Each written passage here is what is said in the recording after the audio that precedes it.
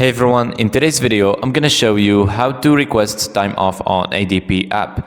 But before we start, make sure to like this video and subscribe to our channel so you don't miss any of our tutorials. And now let's get into it.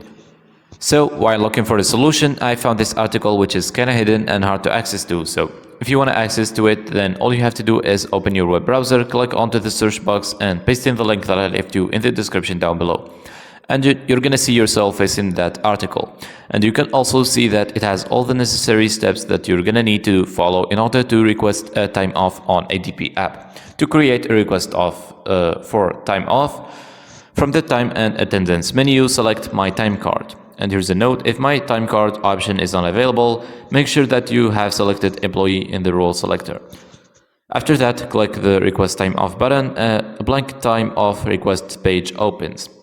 In the description field, enter a short description of the reason for your time off request. For example, summer vacation or sickness, etc. Entering a description is optional, but descriptions make it easier to identify time off requests later. And in the comments field, enter any further explanation of the request that you want to provide to your manager or include for future reference. Comments are not required. Also only optional. And after that, using the calendar on the left side of the page, select the dates for which you are requesting time off. When the date is selected, it is displayed with a red background in the calendar, and a row containing the date is added to the request table on the right side of the page. After that, for each row in the request table, use the drop-down menu in the earnings code column to select the non-worked earnings code, for example, vacation. That should be associated with the proposed time off. To apply the same earnings code to all the rows in the table, make sure your selection using the drop-down menu in the header or title row of the table. And if necessary, edit the values in the start time field for each date row that you have added to the request table. If the days column is visible, select from the drop-down menu the number of days of the accrued benefit you are taking for each selected date. And for each line for which you have selected an earnings code that is not tracked in days, enter in the hours column the total number of hours that you are taking in that earnings code on that day. The hours column will be editable for these lines.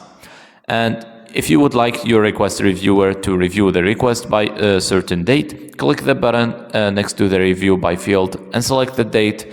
This field is optional if you specify a date and the request is not reviewed by the date. It will be forwarded to the designated global reviewer for your company. And finally, click the Submit button. If there are no errors in your request, your primary reviewer will receive an inbox message indicating that the new request is pending review. And you will receive an inbox message confirming your request submission. You will also receive an inbox message when the reviewer approves, partially approves, denies, or cancels the request, depending on company and individual settings. These messages may also be sent by email. For more information, you can click onto this link right here. And I believe that's it. Thank you guys for watching this video. I hope you found it useful and see you in the next one.